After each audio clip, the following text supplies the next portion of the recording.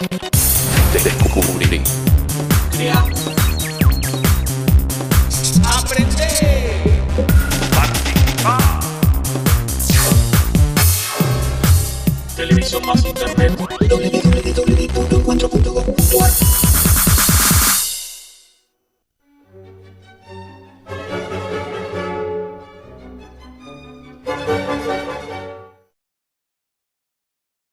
¿Ustedes saben lo que significa historia?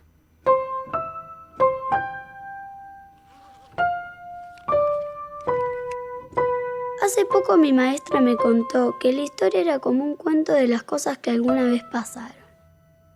Pero también me dijo que era como una aventura, un secreto que se dice de boca en boca, una imagen, una representación de algo.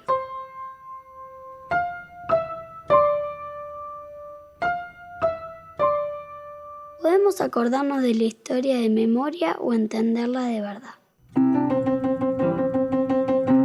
La diferencia está en que nosotros mismos busquemos las respuestas a todas las preguntas que aparecen en cada uno de ustedes, en cada uno de nosotros.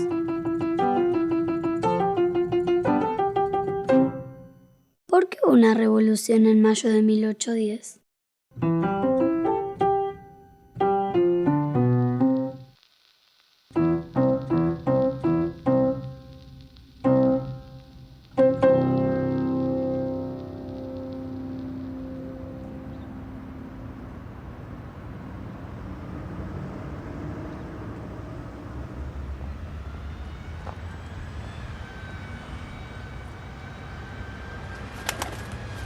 Para entender por qué hubo una revolución en mayo de 1810, tenemos que tener clara una cosa. Antes de la revolución, no existían los países hispanoamericanos que existen hoy, por ejemplo Argentina. Había un imperio español que se extendía desde el sur de lo que ahora es Estados Unidos hasta Buenos Aires. La cabeza de ese imperio era España, que no era otro país, como ocurre ahora, sino que era la metrópoli, la capital, el centro de ese imperio. Ahí estaba el rey. Cualquier cosa que pasaba en España repercutía en el resto del imperio.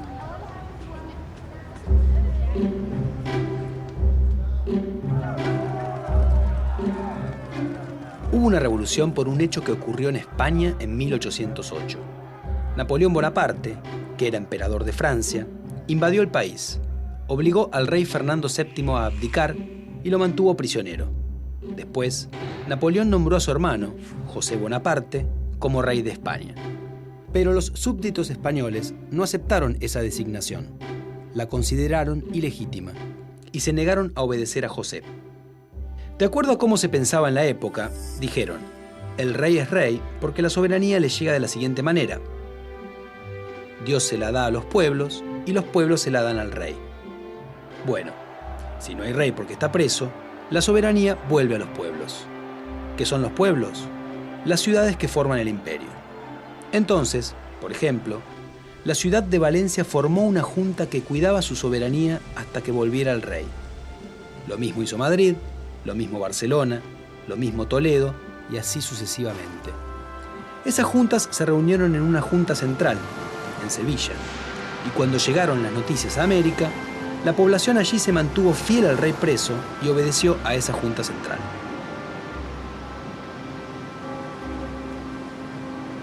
Vení, mirá eso, mirá allá. Sin embargo, en 1810, los franceses triunfaron militarmente y conquistaron todo el territorio español. La Junta Central se disolvió. Entonces, algunas ciudades americanas decidieron hacer lo mismo que se había hecho en España, es decir, formar juntas, porque la soberanía volvió a ellas.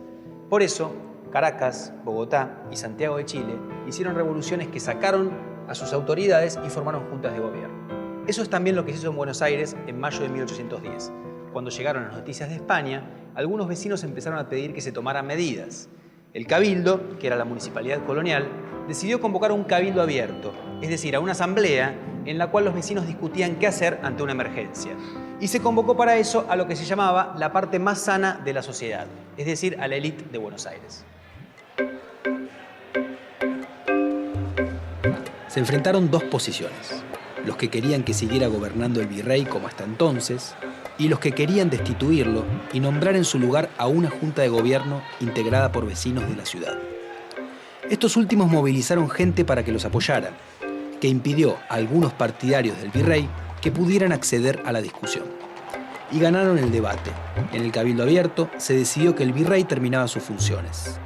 Pero Baltasar Hidalgo de Cisneros, el virrey, logró negociar el 24 de mayo la formación de una junta que estaba encabezada por él mismo. Eso no conformó a la mayoría de los impulsores del cambio de gobierno, que el 25 de mayo acudieron al Cabildo para quejarse y obligaron al virrey a renunciar. Asumió entonces un nuevo gobierno, la que fue llamada más tarde Primera Junta.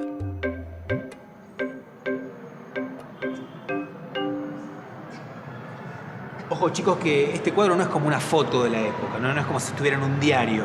Ese día no hubo nadie pintando el Cabildo Abierto, ¿sí?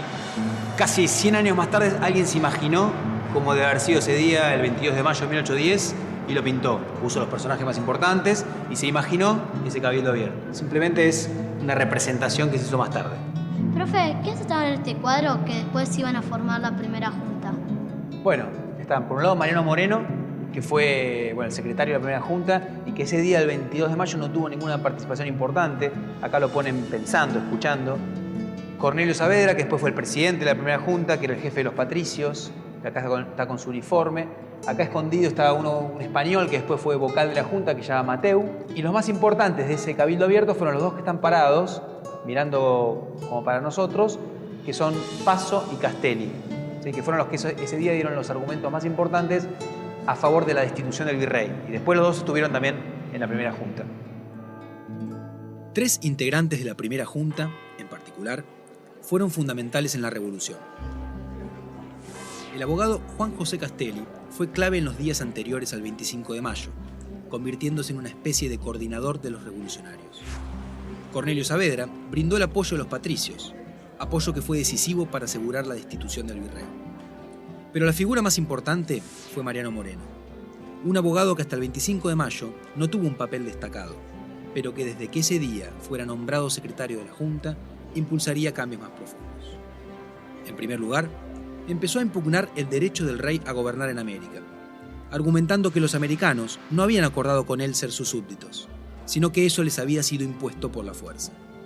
A la vez, favoreció un igualitarismo que atacaba la rigidez social colonial, defendió los derechos de los indígenas, obligó a que el periódico oficial, que él mismo redactaba, se leyera en las iglesias, y decidió que la revolución podía usar la violencia para imponerse sobre sus enemigos.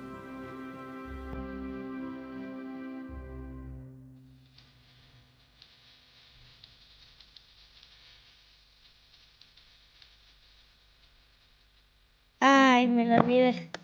Estaba pensando. ¿Qué era?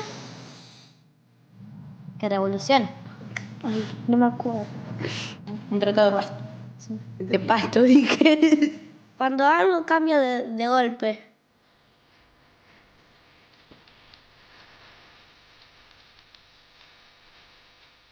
Era donde estaban los reyes y todo eso, los más importantes. ¿Cabildo? El cabildo era... Hizo la revolución el 25 de mayo. Se reunía la gente para discutir. Donde hacían las reuniones, me parece. Hacían las reuniones y también había presos a veces.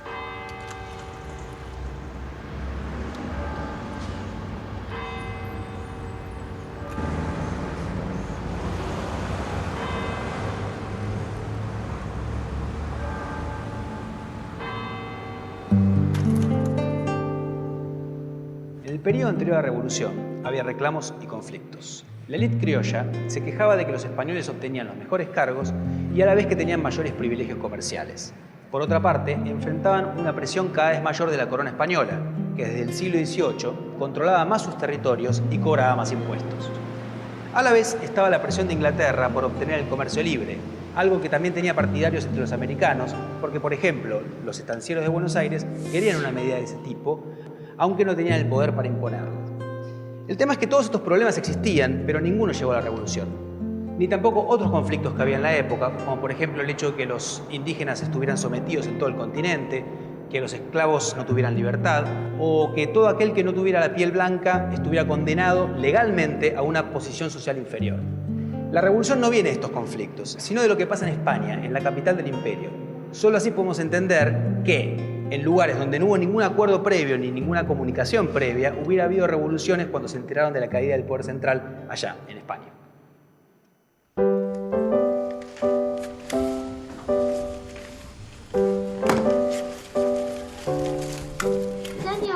Pero entonces, ¿nosotros nos queríamos liberar de España? La revolución no se hizo para expulsar a los españoles, ¿sí? Aunque después su resultado fue la independencia de un país nuevo, separado de España. Pero en realidad eso no era lo que buscaban los protagonistas del 25 de mayo de 1810.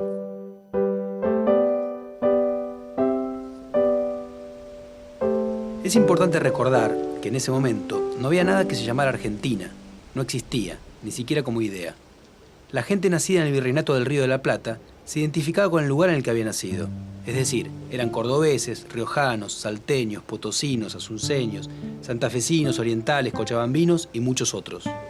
Los porteños usaban a veces el nombre argentinos, que significaba que eran del Río de la Plata, porque argentum era plata en latín. Todos ellos se consideraban, además, americanos. No había una identidad nacional. Los países de Hispanoamérica, Argentina entre ellos, se inventaron después de la independencia. No existían antes de 1810.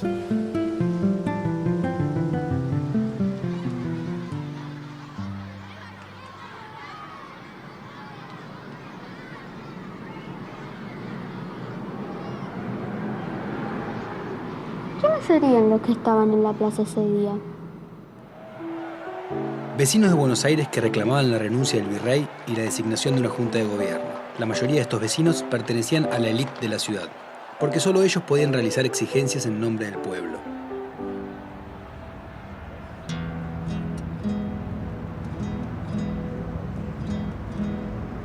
¿Era gente de clase alta la que había en la plaza? Bueno, la mayoría sí, la mayoría de los que estaban en la plaza eran de clase alta, lo que se llamaba la élite, la gente decente se autodenominaban. Ustedes se dan cuenta porque eran los que usaban levitas, ¿sí? O sea, grandes prendas, aunque esta foto, otra vez, no es una foto, es un cuadro, pero no es de la época, fue pintado mucho tiempo después. Fue como alguien se imaginó que era en esa época. Pero sí, el 25 de mayo la mayor parte de la gente que participó era de la clase alta de la sociedad. Después, más adelante en la Revolución, iban a empezar a participar gente de lo que hoy sería la clase media y las clases populares.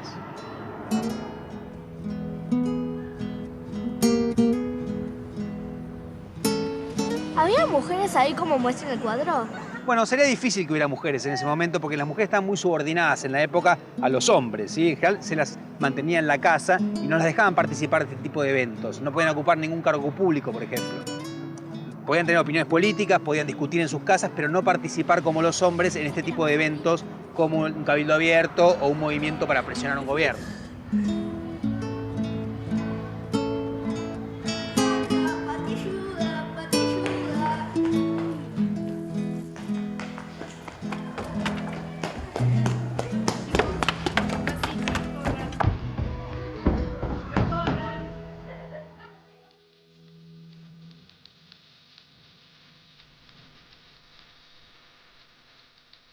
Mezcla los negros. Eran muy pobres de África. Cuando sirven a otro por obligación.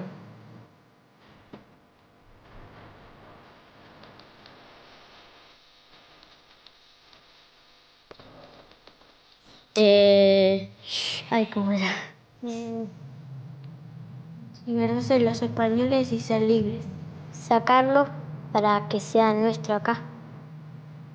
Éramos de los españoles, entonces nos empezamos a liberar para no ser más españoles sino argentinos. Ser independientes. ¿Quién era? Parece que era Saavedra por el rey. No sé.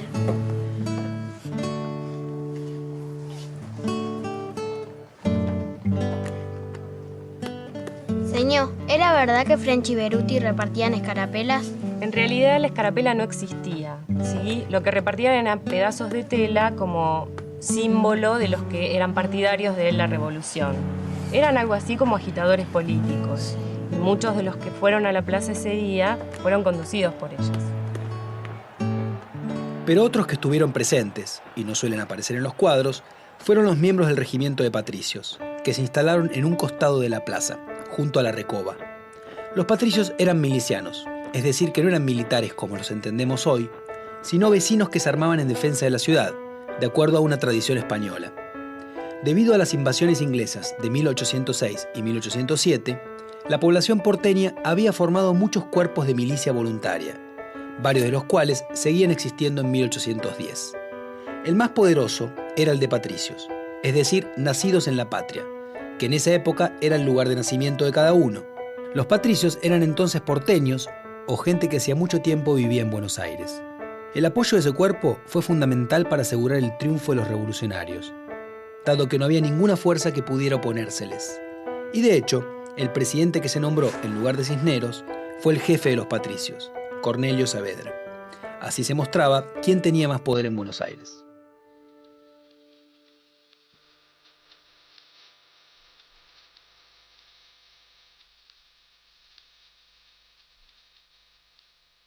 Se juntaron en el cabildo y empezaron a hablar por horas. Nada, solo estaba. Estaban alrededor del cabildo y se pusieron a discutir. Empezó a Argentina a liberarse de España. Empezó el proceso.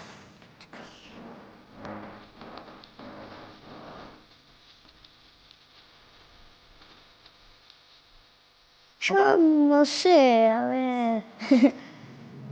Nada más. ¿Cornelio Saavedra? O si no, yo Belgrano, el presidente De esa época. Aguadero, que es lo más fácil. Y también Saavedra.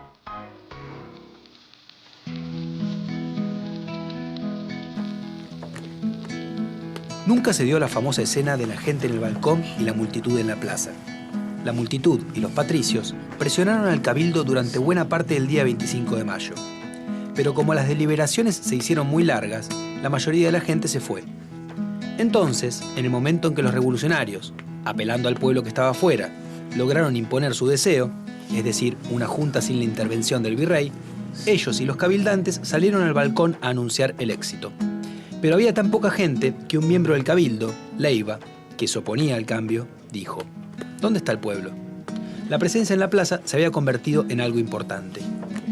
De hecho, la reunión en la Plaza Mayor, luego llamada Plaza de la Victoria, y que terminaría siendo la Plaza de Mayo, se transformaría en un elemento clave de la política porteña y más tarde de la política argentina. Ya desde el período colonial era un lugar decisivo para presionar a los gobiernos.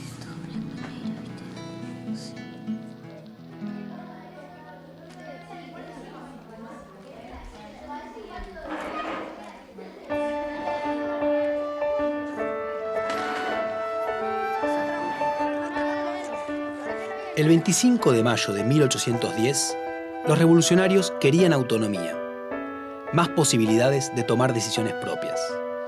Pero es importante entender que al principio querían esa autonomía adentro del imperio, sin romper con el rey. No buscaban la independencia. Esa idea apareció un poco más tarde, cuando la revolución comenzó a radicalizarse. Porque el 25 de mayo, la revolución recién empezaba. Iba a durar 10 años, a lo largo de los cuales se libró una guerra muy dura entre los revolucionarios y sus enemigos. Se declaró la independencia, se rompió la estructura económica colonial, se anularon las diferencias sociales establecidas legalmente, la monarquía fue reemplazada por formas de gobierno republicanas, se desarrolló una vida política intensa que incluyó a amplios sectores de la sociedad y que en ciertas regiones dio lugar a importantes reclamos sociales. Todo esto hizo que para quienes vivieron en esa época, la revolución fuera un gran cambio en sus vidas. Vista desde ahora, la revolución dio inicio a la lenta y complicada formación de una nueva nación, que se iba a llamar Argentina. Buenos Aires bulle, es que llega un barco. Este acto del 25 de mayo no va a ser de la historia que nos contaron.